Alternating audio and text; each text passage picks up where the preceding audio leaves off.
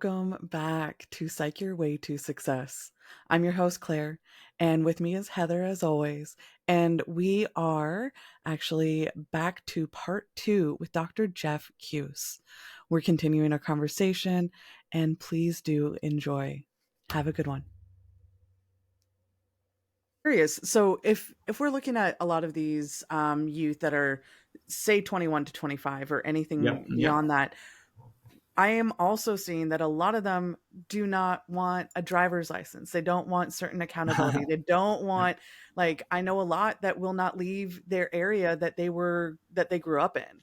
Right. Is there anything that organizations could do to be more attractive in getting them Yeah. outside their box and getting them into their area?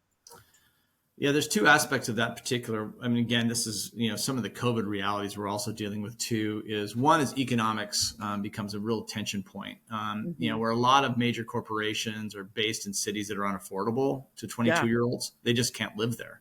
Right. Mhm. I mean, in using Seattle, where I'm at right now, as an example of that, it's absolutely prohibitive to try to find a place to live, to be able to afford rent. One of the qualitative listening sessions that we did was down in South Lake Union with a bunch of Amazon employees, 22, 29-year-old. And we went to, myself and my program manager went for our listening session. We record the conversation, then we code it, and we kind of, go through the data collection of that. We took an elevator up to this condominium, this little, maybe 400 square feet, right? I mean, just small little place. And they had 8 people living there in 400 square feet. Because it was right downtown. This is, right after COVID, but they're also living there close to the Amazon campus because that's how they were going to afford the rent. We come in and there's literally a Yeti cooler full of White Claw in the middle of the room. And there's a bunch of people there piled in. We're all like crammed in here like this in this little tiny box, right? And we're talking about life and how they're doing things. But they want to live in proximity to places where they have to reduce the need for things like cars, things Yep. like that, right? So I think the economic question companies can really help with how do you incentivize that? In the Northwest, if you give people Orca cards, it's kind of one of the benefit packages. If you are creating ways that people can get in and out of their businesses easier, this is certainly something a lot of the tech, companies like the Microsoft Connector, trying to get people in and out of the places is one kind of big benefit. But economics is a big question for young adults, particularly since, it's harder and harder to get a rung on the ladder to try to live closer and in proximity to the businesses they want to be a part of. But I think the second thing that also is part of that, you mentioned leaving home, is that going through COVID and being, on the other side of it, a lot of young adults have found that they can live with their parents or their significant others in particular places, and just the economics of that, but also the proximity of relationships that I actually built of trust and intimacy are already there. So, to give those up is getting harder. And also, as you look at kind of, first generation graduates, from college who are closer to their families, it's a bigger lift for them to have to leave. So we're seeing more and more young adults who are coming from first gen college families who have a much deeper sense of connectivity to their communities, their faith communities. And so to ask them to leave those communities is becoming a tension point. Right. I mean, I just have a quick question about the proximity You can ask a long issue. question too. Yeah. Yep. I think when I was a kid a couple years ago, You're it was emerging adult. You're not an adult yet, Heather. I'm an emerging adult. Yeah. Yeah, that's right. exactly. It was kind of the same issue. It was like everything was too expensive to live in proximity to wherever the companies are. Are you saying that statistically it has created a bigger divide, or is it the same thing that we were told when we were getting out of high school, that you can't live, in New York City was like crazy expensive, or San Right. Francisco, or here or there, you know what I mean? Yep. I'm just curious if it's the same issues, and now there's these other issues of giving up being with family. I mean, I've definitely seen that in my own family, where Yep. my daughter would rather hang out with me on a Friday night, which I'm not complaining. I love it. Like, I Yeah. love it. But Yeah. I can't help but think she's missing something with connecting Right. with peers and people of her own age. Yeah. Well, one of the things we see, particularly in this age demographic with Gen Z, is that they're unbelievably comfortable with multi-generational relationships. And so one of the things is that they have no problem hanging out with 60 and 50-year-olds and playing cribbage. It's like, that's a good time. Right. And so if you look at the data collection on, young adults, I mean, they're not as sexually promiscuous or active as people think they are. They're certainly not interested in getting, blind drunk on the weekends. I mean, sure, they'll microdose, sure, they'll kind of participate in some fun activities, but they're not nearly as kind of moving into unhealthy types of behaviors as previous generations have before. And part of that is a lot of them are actually homebodies, like you described. They actually are wanting to stay closer to family. Part of this has to do with the intimacy question that I mentioned earlier as an indicator, is that it's harder for them to find relationships. Sherry Turkle's work at MIT on mediated relationships and developmental questions. Turkle talks about what she calls the tethered self, and that as we've evolved over the past couple of decades with smartphones and doing a lot of work through mediated spaces, my sense of identity developmentally has become tethered to these devices as a necessary way that I interface with other human beings. And so when I have my phone with me, that's an extension of my identity. This includes our social media platforms. This includes the way that I do text streaming. But because of that level of tethering to these devices, I feel at once connected and alone at the same time. I feel a deep, deep sense of like I have all these people around me. I know they're there. But that's why I also panic if I don't have, if I lose bars or I don't have a 5G connection, because I'm not connected. There's a weird cultural norm around phones right now, particularly in urban centers, where phones equal safety. Having a smartphone means you're safe. If you don't have one, you're not safe. And so it's become this really strange, to use kind of a very old Disney metaphor, Dumbo's feather. If you remember the Oh my Dumbo. gosh, that is a Interesting. callback. Yeah, because Dumbo, was an elephant with the big ears, and he was told by these mice that he could only fly if he held a magic feather in his trunk, but he could fly all the time. But that feather was everything, right? And I think we've raised a generation, and this is Turkle's research as developmental and clinical psychologist, is we've raised a generation that's so tied to these devices that we don't feel safe without them. And so that means that if I have an actual relationship like my parent, like people in a faith community, I'm going to hold those even tighter. And it's going to be harder to imagine moving into those other areas of connectivity and intimacy. I feel connected, but not intimate. And those are two different things. Like vulnerability and intimacy are different things, right? Vulnerability is my capacity to just throw a bunch of stuff on Instagram, but it doesn't cost me anything because I'm not connected to you, right? I mean, so I can be vulnerable. And so you'll hear people talk about vulnerability as a high thing they look for in leaders in organizations. I want a vulnerable leader. But all that means is that I just want to know the dirt. I want to know everything that's there. I just want to know what's there. Intimacy means it's a connectivity that's going to cost me something to share something with you. And once I share it with you, that means I'm now tied to you and bound to you in a particular way. That's a bigger lift relationally. Okay. We could almost have a episode for every single one of the topics you brought up. This is amazing. But let's move to the next one, which is your off ramps. Yeah, sure. Yeah. And some of the I would almost do the do's and don'ts of organizations for your off ramps being, what are the things that are driving the youth away from your organization? What was making them leave? Yeah. And how do we prevent that from happening? I guess, do you have your list of really great options for them? Yeah, unfortunately, believe me, I would be in a very different income bracket if I had a silver bullet on this one. My consultancy fees would be very high, but I don't. But I do have some things from some data collection that we've done, and also worked with a number of other data sets that we've worked with. First and foremost, an organization that constantly changes your job description without consulting you or working with you is going to be repulsive. If you hire somebody into a job and you're changing the implicit expectations, not the overt expectations, right? Because you have it in your job description. This is what I'm doing. These are the metrics of performance. This is what I'm being measured on in Q1, Q2, Q3, Q4. This is what I'm being measured on. but it's very obvious because of my manager or the way that that's happening, that I'm being asked and expected to do certain things, act in certain ways that have nothing to do with my job description, right? You're going to lose that person probably within 1 to 2 years, right? Now, again, people are staying in jobs a lot longer right now because of the instability of the job market right now. It's harder to kind of land some of these sweet jobs to get a rung on the ladder. But so inconsistency in a job description is considered to be one of the big push ways, right? And we see this at all levels, but particularly for entry level employees. When you start moving up the ladder, you have more control over shaping your career. But in the beginning, you're really bound to that job that you've been hired to, right? And if it keeps changing, then I'm out.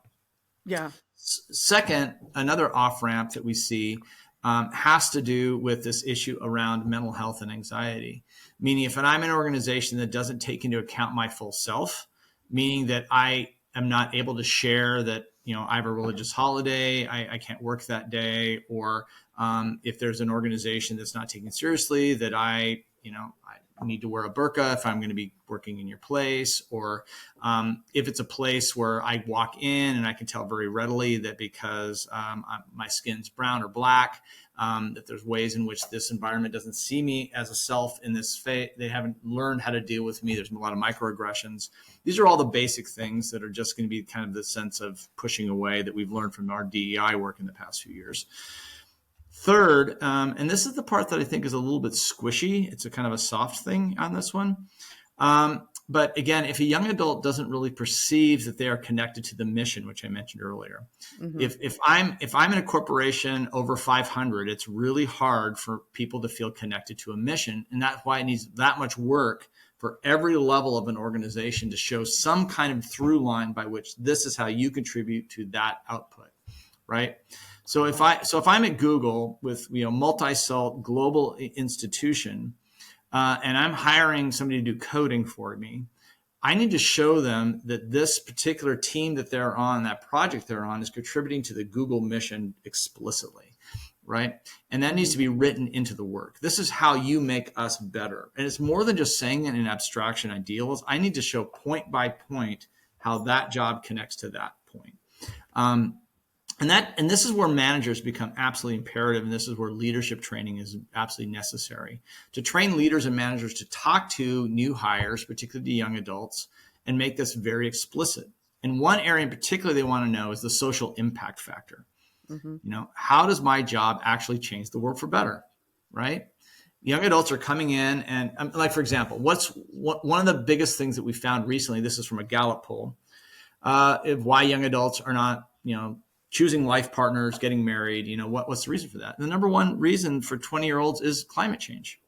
Yep. It's like, and it's like, really? That's the real reason? Yeah, it's the real reason, because basically if all of our topsoil is gone in 50 years, if the world's a ball of fire, why am I going to have children and partner with anybody? Right.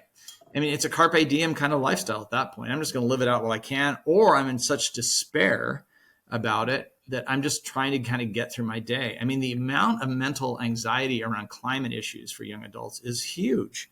It is through the roof. And a lot of older managers just scratch their heads and go, really? They won't take it seriously.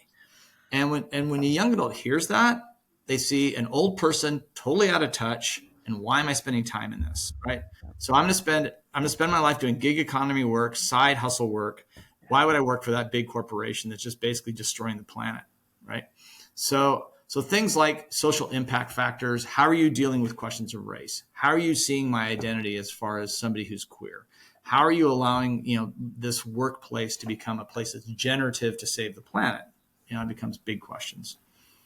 I find that, so I used to do a lot of work with ESG. And for those of you, like a reminder, ESG is environmental, social, and governance. So this is the impact that each organization has and has to report out on, especially if they are publicly owned. It is required for them to report out on that. Now, what a lot of organizations do, and it speaks into what you're saying, Jeff, is that they spend a lot of their time going into ESG reports that aren't mandatory for them. And they're putting it out there to attract the younger generations to them, because they are showing their reduction of carbon footprint by 2030. And this is what it looks like in 20 years, 10 years. This is how your role will actually, and something that I couldn't emphasize more, and I love that it is on your number one of top three, and whether or not that was in order, I don't know, No, but it's kind of it's an order. okay, was the job description, because every Mhm. single time, even if it's ESG related or what, or just expectation related, having Mhm. that job description is so paramount for any organization, small or large, and that other duties as assigned, when people have to see other duties as assigned and they get anxiety over, oh gosh, what are you going to make me do? Do I have to bring out the trash as well? Because that's a Right. dot, dot, dot, other duties as assigned moment. Yeah. Right. Like, and I think being able to clarify that in an organization is incredibly helpful. So It those is off incredibly ramps. helpful. Yeah. And these are things that are easy fixes. I Yeah. can't emphasize this enough. It takes time. That's true. It takes some planning, but it's something that you can do in your company today to be more hospitable and welcoming to the people who are going to be applying. Right. Yep. If we want to get the best talent, we also have to be the best company. Right. And so part of that is So novel, right? yeah, I know. And so, and these are things that you can do if you humanize the work, Yeah. right? If you actually make it more welcoming and inviting, so my whole self can come to my job and say, every day I get to be part of something bigger than myself, right? Mhm. And that's inspiring, right? And you can do that at a big six accounting firm. You could do that at a tech firm because you can show how we're moving the lever forward for the sake of other humans, for the environment, and for other people. And young adults want to be a part of that. I want to be part of that, and I'm I old. mean, I was like, that sounds pretty great. I want to sign up for that. I think Yeah, there's right, right. always a want to apply indiscriminate regulation of your work and your application of what you can do for that Yeah, that's job. right. So, yep, for sure. Heather, sorry, please jump in if you would like. No, I just think this whole concept of Hmm. environmentally friendly companies is a big deal, especially with the Amazon bust of Oh, everybody getting packages. And, hmm, it drives me nuts to get those boxes and all those things and you try to reuse them, but there's only so much you can do with it. So the Yeah. environmental impact of the right now shipping hmm. is huge. So I was just in Jackson Hole 2 weeks ago, and if you ever been to the Jackson Hole Airport, which is a tiny little airport, yeah, I know you that. got two runways, right? So you got the main runway for commercial, and you got the other for the PJs, right? The private jets that are coming and going in and out of Jackson Hole. And what they have stacked up now are all of these Amazon planes who are delivering packages to Jackson Hole. Because if you look at, it's a per capita, more billionaires live in Jackson Hole than just about anywhere else in the United States. And they need to get their matcha tea just like anybody else, right? I mean, literally the impact factor on a tiny county in Wyoming when you look at it from that standpoint. And again, when you walk around the town, you talk to the native people who are there, you look at some other folks who are there, it's just amazing. It's just such a snapshot of that impact factor. And again, it's kind of the virtue signaling though, because you have people who are living there who are, building, lead buildings, and they got, triple B businesses and things like that. But they're still flying in their matcha. They're still making sure that they can get whatever plastic device they need as efficiently and as fast as possible, because that's why I pay for Prime, right? Hmm. So this dissonance for young adults is just drives them crazy. It's like, you're trying to have it both ways, right? You're trying to protest and brunch, right? It's like, I want to fight for this, but I'm going to go to brunch right afterwards. It's like, I want to have it both ways. Oh And my young adults gosh. are saying, I want more integrity in my workplace, right? That's I don't need more dissonance in my life because it's everywhere. So right. Integrity in the workplace, I have to say, is probably the thing I seek out the most. But yeah, yeah. man, so you crack me up. I will say I did not know what PJ meant, so thank you again for saying private jet. I Yeah. did not know In where that Seattle, it means was. Pearl Jam, but in what? That's where I went with it. Yeah. But Oh if man. you spend a hot minute in Jackson Hole, people will talk about PJ all the time. I thought pajamas. Is that what you're talking about? No, it's like Right. No, no, it's like private jets. Yeah, private jets. And yeah, they have their own runway. So I'm not bougie enough to know that offhand. So thank you. yeah, I well, you're appreciate it. getting there. You're moving up that ladder. I'll get there one day, Yeah, yeah. with all that integrity. Usually does not comply. Okay, so as we're kind of wrapping up, this has been Mhm. an absolute wonderful session. I'm not quite sure, for those that don't know, what we're going to end up doing with this is like break it into a two-parter. So we'll release in 2 different weeks, so that we can keep it down to that, short snippets, Mhm. and first half, second half. But is there anything that you would just want to make sure that you impressed upon any organizations, any leaders, any people? Yeah. All our leaders out there are on every level of the organization. You're talking Yeah. entry level to the ones that have the title that are supposed to be leaders, whether or not they're actually doing it. So Yeah. anything that you would like to put out there for? I guess just two things. These are the two drums that I beat all the time, which are kind of baselines. One is young adults want to work hard. Yeah. There's a media perception that Gen Z, are lazy. They just kind of want to get what, they just want to be spoon fed. That just couldn't be further from the truth. Young adults today are passionate.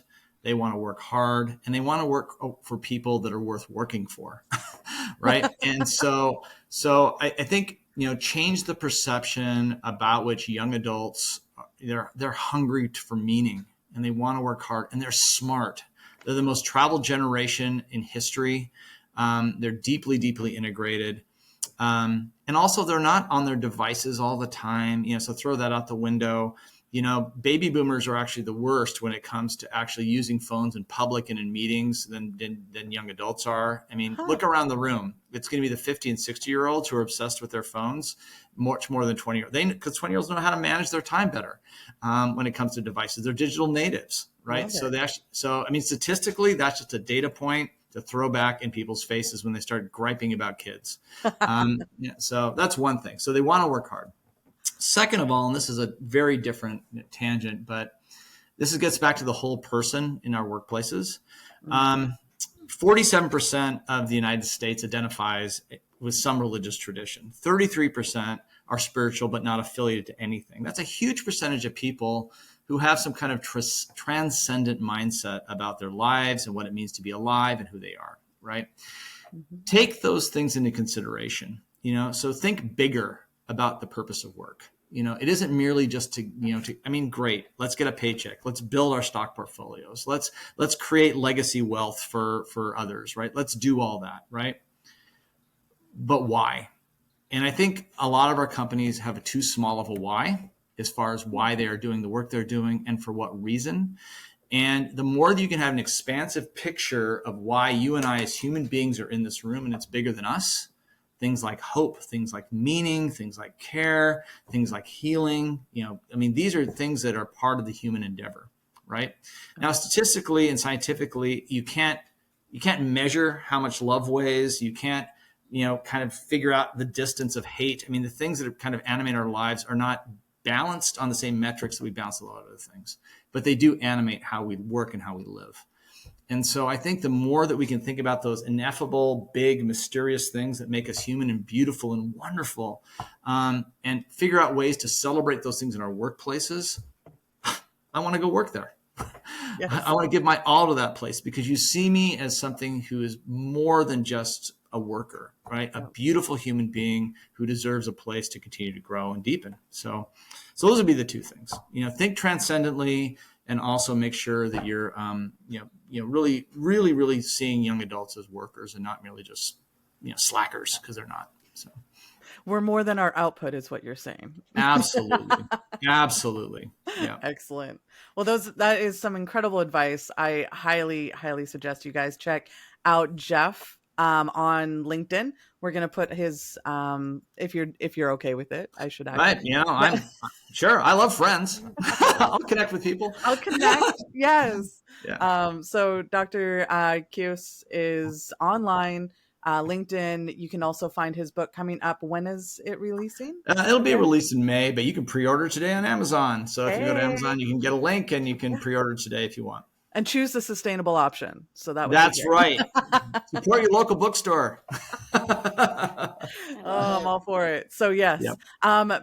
As always, I'm just going to end with Heather. If you have any last words for us, love to hear from it.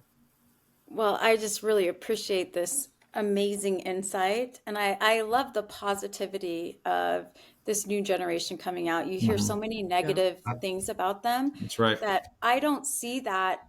And so I love that you're talking about the hardworking, great drive of the youth Yeah. today. It's Yeah. amazing. Yeah. I Thank you. totally agree. I have a Gen Zer, so thank you. I appreciate you saying the positive, even shocking me, and I love that there's data points to back it up. So, Yeah. all right, everybody, thank you again for being here. We will talk to you soon. And Jeff, we could not be more honored to have you with us. So thank you again. Mutual. It's Yes, mutual. thank you. Yeah. Great. Thank Great to you. see you guys. Yeah. All the Good. best. Yeah. Bye. Bye.